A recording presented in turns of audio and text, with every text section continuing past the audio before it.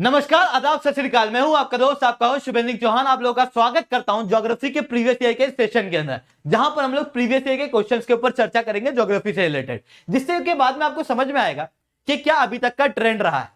इसके बाद में आपको समझ में आएगा कि किस तरीके से क्वेश्चन जो है वो पूछे जाते हैं, उन क्वेश्चन को कैसे क्रैक किया जाता है।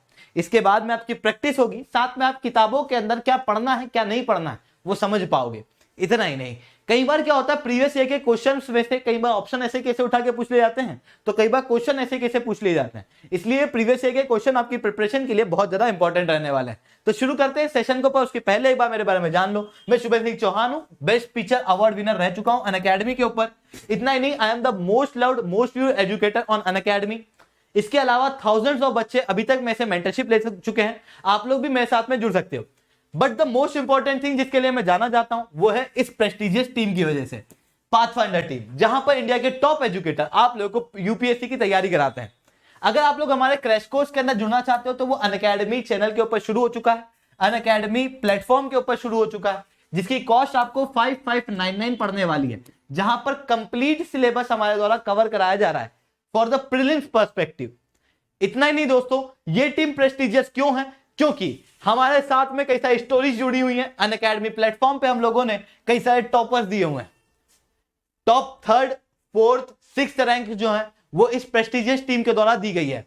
अगर आप लोग मेरे साथ में रेगुलर जुड़ना चाहते हो तो आप लोग SRC10 टेलीग्राम ग्रुप के ऊपर मेरे साथ में जुड़ सकते हो। मेरे क्लास की अपडेट पीपीटी PDF आपको यहाँ पे मिल जाती है। इसके अलावा अगर आप लोगों को चाहिए कि मेरे से 1-on-1 मेंटरशिप मिले तो आप लोग अनअकैडमी का सब्सक्रिप्शन लेते समय कोड यूज कर सकते हो SRC10, जिसके बाद में आप लोगों को मेरे द्वारा 1-on-1 मेंटरशिप मिलेगी। ठीक है, SRC10 कोड मेरी पहचान है। मैं अनअकैडमी प्लेटफॉर्म के ऊपर SRC10 नाम से जाना जाता हूं। तो जब आप लोग SRC10 कोड का प्रयोग करते हो तो दोस्तों दिल मेरा भी धड़कता है। तो चलिए शुरू करते हैं इस सेशन को। With reference to India consider the following statement. India के रेफरेंस में इन स्टेटमेंट को कंसीडर करो। मोनेजॉइड सैंड जो है वो रेयर अर्थ मेटल का सोर्स है। दूसरा, मोनेजॉइड सैंड जो है वो थोरियम का सोर्स है। मोनेजॉइड जो है वो नेचुरली पूरे इंडिया की कोस्टल रीजन में पाई जाती है। गवर्नमेंट बॉडीज के पास में ही प्रोसेस और एक्सपोर्ट करने का अधिकार है मोनेजॉइड सैंड का। इनमें से कौन सी चीज सही है? 1 2 3 1 2 4 3 4 1 2 3 4। Come on. मोनेजाइट सैंड जो है वो रेयर अर्थ मेटल का सोर्स है, पहला ऑप्शन। दूसरा, मोनेजॉइड सैंड के अंदर थोरियम होता है। तीसरा, मोनेजॉइड सैंड जो है वो नेचुरली पाई जाती है इंडिया के कोस्टल रीजन के अंदर, और गवर्नमेंट बॉडी का काम होता है मोनेजॉइड सैंड को प्रोसेस करना और एक्सपोर्ट करने का। इनमें से कौन सी चीज सही है ये बताना है आपको।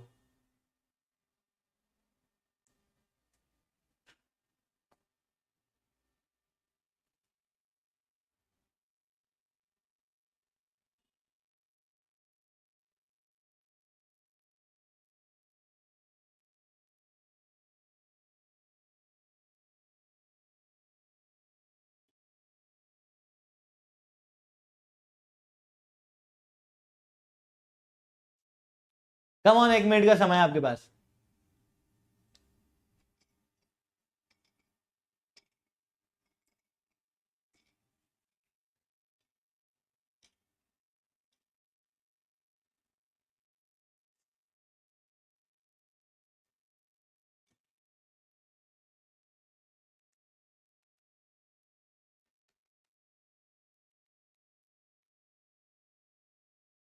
देखें क्या?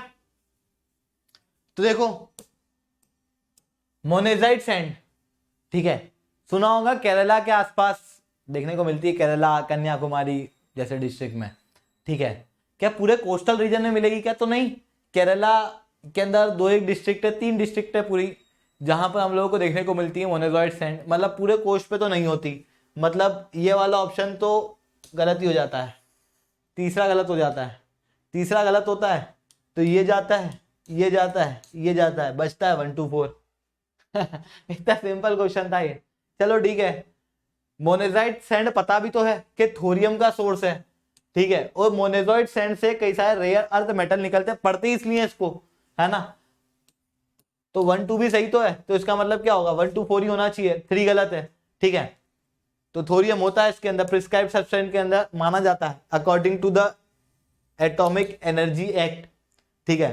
तो दूसरा स्टेटमेंट सही है। रेयर अर्थ मेटल में कौन कौन से रेयर अर्थ मेटल पाए जाते हैं उनको एक बार देख लो। तो लेंथेनम, सीरियम, प्रेसिडियम और नियोडिनियम, ऐसे कई सारे रेयर अर्थ मेटल यहाँ पे पाए जाते हैं। मोनेजॉइड सैंड जो है वो reddish brown phosphate mineral containing rare earth metal sand जो है वो मानी जाती है, ठीक है। रेडिश ब्राउन कलर की होती है ये, ठीक है। इसके अलावा 3 डिस्ट्रिक्ट मैंने बताए थे जहां पर ये होती हैं, जिसके अंदर थिरुनेलवेली, तुथुकुडी और कन्याकुमारी, ये 3 जगहों पर ही पाई जाती हैं। पूरे इंडिया के कोस्ट के ऊपर नहीं पाई जाती। कोस्ट पे पाई जा रही होती तो फिर क्या ही बात थी। Indian rare earth limited government of India के अंदर डिपार्टमेंट ऑफ एटॉमिक एनर्जी के अंदर में एक डिपार्टमेंट है, मतलब एक पीएसयू है जो कंप्लीटली गवर्नमेंट द्वारा ओन्ड है, जिसका काम है इसे एक्सपोर्ट करना, थोरियम को और मोनेजॉइड सैंड को प्रोसेस करना और उसे एक्सपोर्ट करना। यहां पर याद रखने वाली बात यह भी है कि डिपार्टमेंट ऑफ एटॉमिक एनर्जी एक ऑटोनॉमस डिपार्टमेंट है, यानी कि डायरेक्टली प्रधानमंत्री के अंडर में आता है, जिस तरीके से department of science and tech होता है, ठीक है, ठीक उसी तरीके से। तो ये चीज हम लोगों को यहां पर देखने को मिल रही है। बोलो बात क्लियर है इसकी, ठीक है। तो ये थी मोनेजॉइड सैंड। ये तो पढ़ते भी हैं, सिंपल है, मतलब स्टैटिक के अंदर पढ़ा हुआ है, कोई करंट अफेयर से भी नहीं ऐसा। अगर मैं नॉर्दर्न हेमिस्फीयर की बात करूं तो सबसे बड़ा दिन साल का कब होगा? जून के पहले हाफ में, जून के दूसरे हाफ में, पहले हाफ ऑफ जुलाई में, या फिर दूसरे हाफ ऑफ जुलाई में? Come on.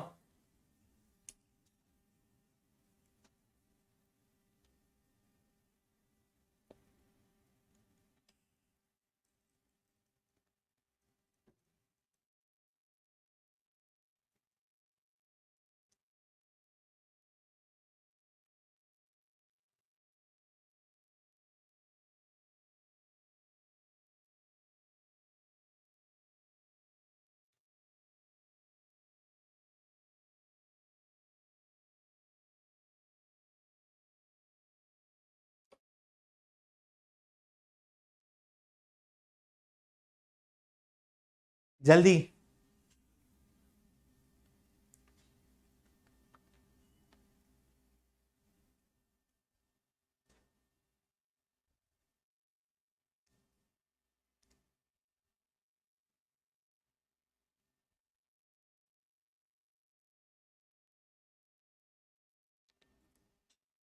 नीचे कमेंट करना है।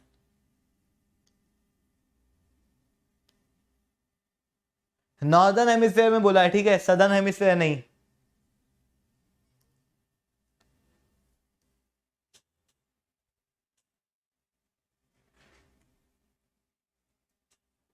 देखो फील करना मेरी बात को कि सबसे बड़ा दिन कब होगा। 3 अलग अलग पीरियड हम लोगों को देखने को मिलते हैं। जैसे कि धरती है, धरती की टिल्टेड एक्सिस पे घूम रही है, इधर ये सूरज है, ये सूरज की रोशनी पड़ रही है, ठीक है, ये अपनी एक्सिस के ऊपर घूम रही है, ठीक है, रिवॉल्व ऐसे कर रही है, रोटेट ऐसे कर रही है।